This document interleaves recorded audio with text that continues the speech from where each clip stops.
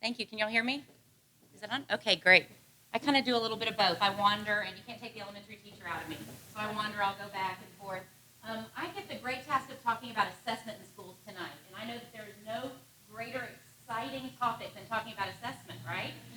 There's at least a lot of rhetoric out there about it right now. It's a hot topic, not only in the world that I live in as a professional, but on the local Facebook pages where I live here in Houston, too. So it's always fun. So I want to frame the conversation a little bit because we hear all about assessment and what immediately goes to our mind if we've got children in schools, if we are educators, is just that. Is it not on? I didn't think it was.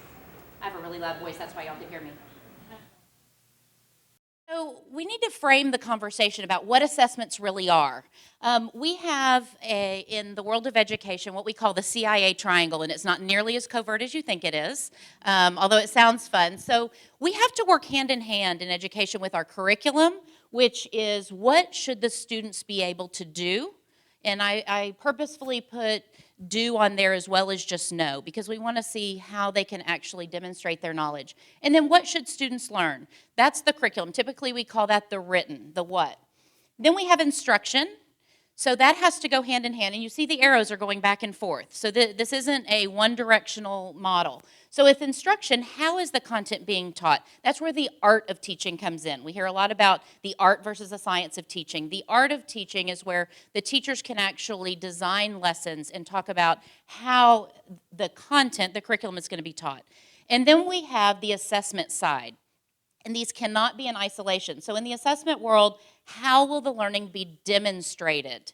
Okay, and I promise you that bubble answer sheets, A, B, C, D, are not the most favorite way to demonstrate knowledge. We have our students in the back probably gonna nod their heads in agreement with that. So with assessment, it's what have they learned? And again, I point to the arrows that are moving around because this is a fluid process constantly, or it should be. So we look at the types of assessment, because you sit there and think, well, we've got curriculum instruction, and then they take a STAR test at the end of the year. So where does it keep going back and around? And that's where the different types of assessments come in. So we have formative assessments, which should be daily, ongoing learning experiences, what's happening in the classroom, demonstrating student knowledge throughout the day. Then we have interim assessment. Those are at intervals, gaps. They could be driven from the district level. And that we're using data a lot of times at the district level, at the principal level to drive decisions for a campus or for a district. And then we have our summative assessments. You can see it's a little tiny triangle down at the bottom, even though sometimes they don't feel that way. But our summative assessment should be our end of year, state and national, I'm not talking about Common Core national, I promise. I'm talking about SAT, ACT, those types of national assessments. They have to be aligned to standards, and then data can be used for accountability.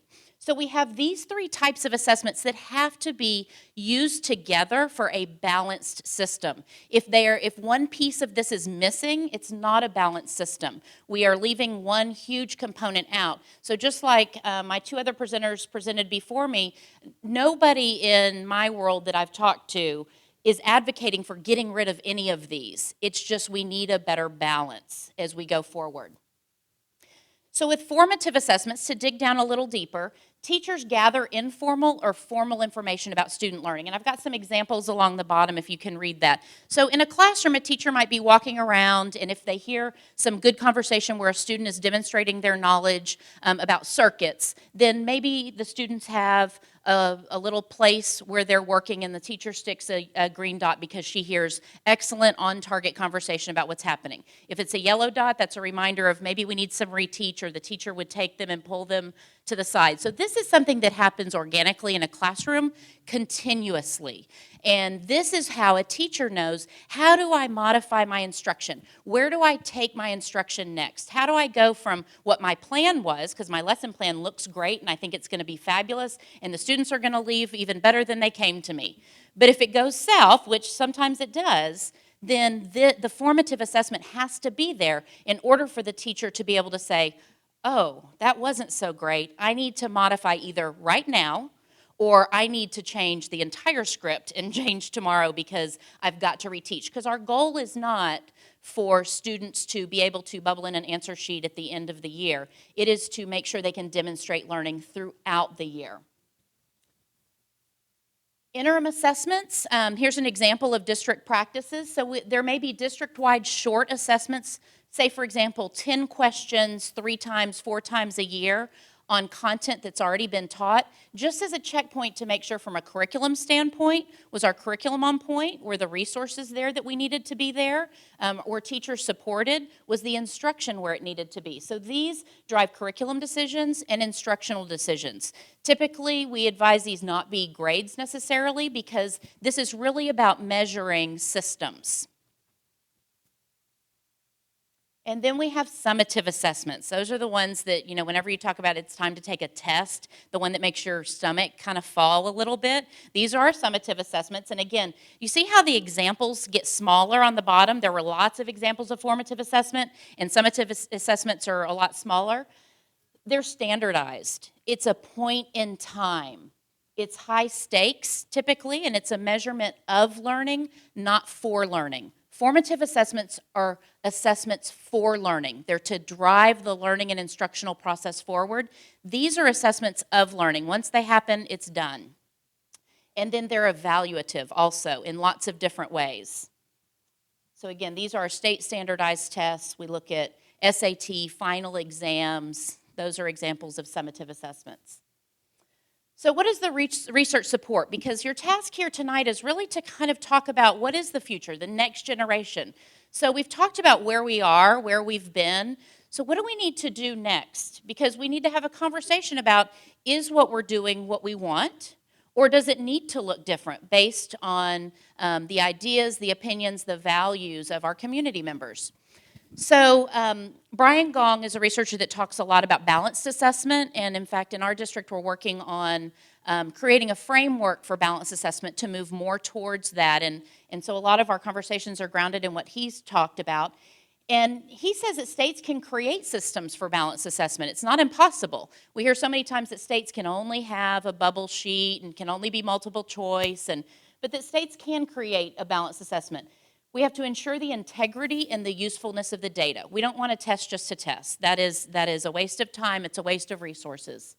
We need to foster a balance of what types of assessments we give through policy. It can't just be practice. It can't just be a good idea. It needs to be through policy. And we need to ensure coherence and equity.